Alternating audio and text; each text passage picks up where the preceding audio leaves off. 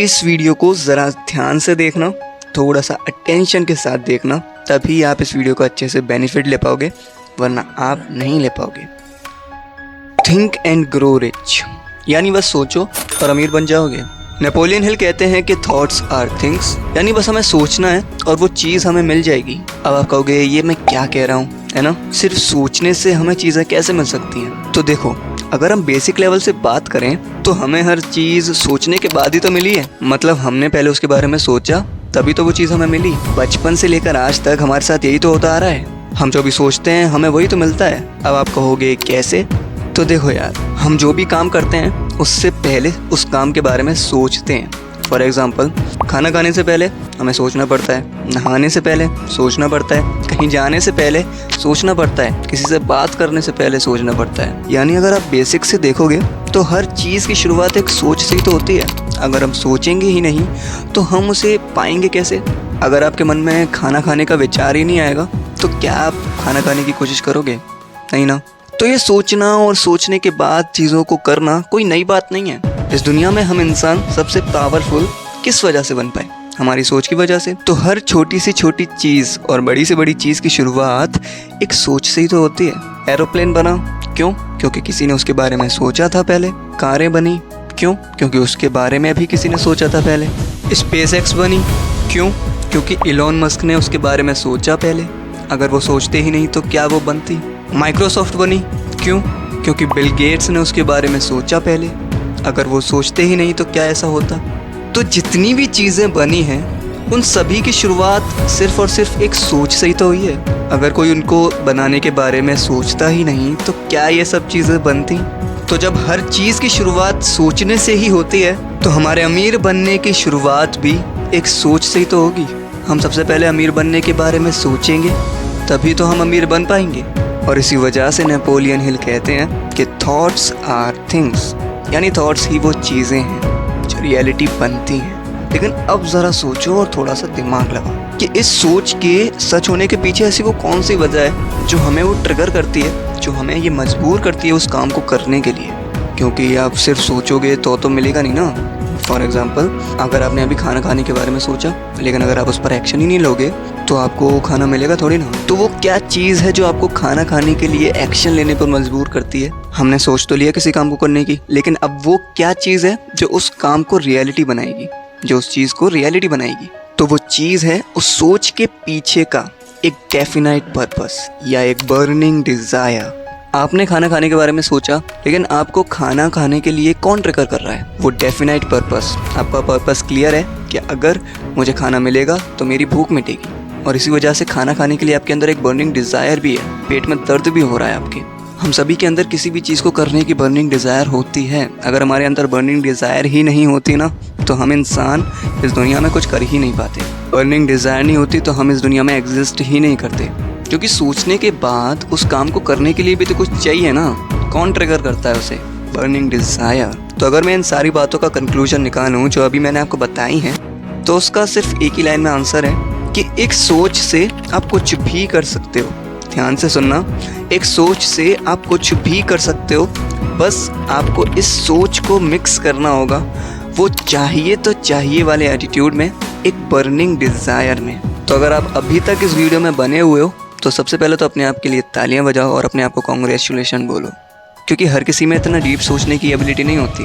तो जब आप इस सोच से कुछ भी कर सकते हो तो आप इस सोच से अमीर भी बन सकते हो। बस ज़रूरत है तो इस सोच में एक डेफिनाइट पर्पस मिक्स करने की, एक बर्निंग डिज़ायर मिक्स करने की। तो आ जाओ, थिंक एंड ग्रो रिच ये जो बुक है इसे डिकोड करते हैं और इसकी लर्निंग्स को डीपली समझने की कोशिश करते हैं। क्योंकि ये बुक सिर्फ एक बुक नहीं है, सक्सेस के ऊपर एक ग्रंथ बोल सकते हो आप इसे। अगर आप इस बुक को अच्छे से समझ गए ना तो आप इनफाइनाइट इंटेलिजेंस को पा सकते हो। वो सिक्स्थ सेंस का दरवाज़ा आपके लिए खुल जाएगा। तो आओ यार, नेपोलियन हिल के उन 13 प्रिंसिपल्स को समझते हैं, जिसमें से ये इंट्रोडक्टरी पार्ट है जो हमें एक थॉट की पावर को बताता है। और अब इस थॉट की पावर को एक रियल लाइफ एग्जाम्पल से समझते हैं जो नेपोलियन हिल ने इस बुक में दिया है, जो आपको ये प्रूव कर देगा कि everybody can think and grow rich. तो एक यंग लड़का एडविन सी बर्न्स उस सदी के महान इंसान थॉमस एल्वा एडिसन के साथ काम करने की सोचता है। उसे एडिसन के साथ काम करना था, ना कि उसके लिए काम करना था। मतलब वो उसका बिजनेस एसोसिएट बनना चाहता था। अब बर्न्स की सोच में सबसे बड़ी बात पता क्या थी कि बर्न्स की ये जो सोच थी ना, या ये जो डिज़ायर थी ना, वो बड़ी ही डेफिनेट थी। मतलब उसने अपनी सोच में वो चाहिए तो चाहिए वाला एटीट्यूड मिला दिया था। लेकिन वो कहते हैं ना कि कोई भी चीज़ इतनी आसानी से कहाँ मिलती है यार। तो बर्न्स के साथ भी यही हुआ। उसके रास्ते में 2 रुकावटें थीं। पहला कि वो एडिसन को जानता ही नहीं था, और दूसरा कि उसके पास इतने पैसे ही नहीं थे कि वो एडिसन के शहर ऑरेंज न्यू जर्सी जा सके। अब ये 2 मुसीबतें ही काफ़ी हैं किसी भी आम इंसान को अपने डिज़ायर को पूरा करने से रोकने के लिए। लेकिन बर्न्स कोई आम इंसान नहीं था। वो पूरी तरह से डिटरमाइंड था। उसे हर हाल में एडिसन का बिजनेस एसोसिएट बनना ही था। तो उसने ये डिसाइड किया कि वो ईस्ट ऑरेंज एक माल गाड़ी में छुप कर जाएगा, और वो ईस्ट ऑरेंज यानी एडिसन के शहर माल गाड़ी में छुप कर गया। अब बर्न्स एडिसन से उनकी लेबोरेटरी में मिला, और वहाँ जाकर उसने अनाउंस किया कि वो वहाँ इन्वेंटर के साथ बिजनेस करने आया है। इस मीटिंग के कुछ सालों बाद एडिसन ने अपनी स्पीच में कहा था कि बर्न्स मेरे सामने खड़ा था। वो देखने में तो एक साधारण सा, आवारा सा, ऑर्डिनरी सा इंसान लग रहा था, पर उसके चेहरे पर कुछ ऐसा था जिससे साफ पता चल रहा था कि वो जो चाहता है उसे पाने के लिए वो पूरी तरह से डिटरमाइंड है, और वो उसे पाने के लिए कुछ भी कर सकता है। और मैंने उसे देखकर ये सीखा कि जब कोई इंसान वास्तव में किसी चीज़ की डीपली इच्छा करता है ना, कि वो उसे पाने के लिए अपना पूरा फ्यूचर दांव पर लगाने को तैयार हो, तो वो इंसान ज़रूर उस चीज़ को पालेगा। अब ऐसा नहीं था कि बर्न्स को पहली बार में एडिसन के साथ पार्टनरशिप करने का मौका मिल गया था। नहीं, शुरुआत में उसे बस एडिसन के ऑफिस में काम करने का मौका मिला था, और वो भी बड़ी ही मामूली सी सैलरी पर। लेकिन बर्न्स को एडिसन के लिए काम नहीं करना था, बल्कि उसका बिजनेस पार्टनर बनना था, उसके साथ बिजनेस करना था। महीनों बीत गए, लेकिन ऐसा कुछ नहीं हो रहा था जो बर्न्स की उस डेफिनेट डिज़ायर को पूरा कर सके। लेकिन कुछ उससे भी ज़्यादा इम्पोर्टेंट बर्न्स के दिमाग में चल रहा था। अब उसकी लगातार एडिसन का बिजनेस एसोसिएट बनने की इच्छा बढ़ती ही जा रही थी, और आप एक तरह से कह सकते हो कि वो जल रहा था उस आग में। साइकोलॉजिस्ट ने बिल्कुल सही कहा है कि one is truly ready for a thing it puts in its appearance. यानी जब कोई वास्तव में किसी चीज़ के लिए तैयार होता है ना, तो वो चीज़ उसके सामने आ ही जाती है। अब बर्न्स पूरी तरह से रेडी था एडिसन के साथ बिजनेस करने के लिए, और सडनली बर्न्स के पास एक अपॉर्चुनिटी आई। लेकिन ये अपॉर्चुनिटी थोड़ी सी अलग थी। मतलब जैसा उसने सोचा था ना, वैसा तो कुछ नहीं हुआ, लेकिन हाँ, अपॉर्चुनिटी तो थी। बर्न्स अपने आप को ये खुशनसीब मानता है कि वो उस अपॉर्चुनिटी को पहचान पाया, क्योंकि मैक्सिमम लोग जो होते हैं ना, इन ट्रिकी अपॉर्चुनिटीज़ को पहचान ही नहीं पाते। तो वो अपॉर्चुनिटी कुछ इस तरह से थी कि मिस्टर एडिसन ने अपने ऑफिस के लिए एक डिवाइस बनाया था, जो उस समय में एडिसन डिक्टेटिंग मशीन के नाम से जाना जाता था, लेकिन आज के समय में उसे एडी फ़ोन कहते हैं। तो एडिसन ने अपने सेल्समैन से उसे सेल करने के लिए कहा, लेकिन उसके जो सेल्समैन थे ना, वो इस मशीन में बिल्कुल भी दिलचस्पी नहीं दिखा रहे थे। उनका इस मशीन में बिल्कुल भी इंटरेस्ट था ही नहीं, और उन्हें ये यकीन नहीं था कि ये मशीन बिक भी पाएगी। लेकिन बर्न्स ने इस अपॉर्चुनिटी को देखा, और उसने ये सोचा कि ये मशीन वो बेच सकता है। बर्न्स और एडिसन के अलावा उस मशीन में किसी का भी इंटरेस्ट नहीं था। तो उसने एडिसन से जाकर कहा कि मुझे एक चांस चाहिए। तो एडिसन ने उसे चांस दे दिया, और बर्न्स ने उस मशीन को बेचा, और ना सिर्फ बेचा बल्कि इतने अच्छे से बेचा कि एडिसन ने उसे पूरा कॉन्टैक्ट दे दिया अमेरिका में इसे मार्केट करने के लिए। और जगह जगह ये स्लोगन सुनाई देने लगा कि made by Edison and installed by Burns. तो इससे बर्न्स ने 2 से 3 मिलियन डॉलर्स कमाए, और इससे भी ज़्यादा उसने ये साबित कर दिया कि everybody can think and grow rich.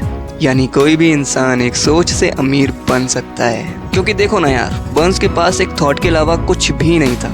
ना उसके पास पैसा था, ना उसके पास एजुकेशन था, और ना ही उसके पास कोई जान पहचान थी।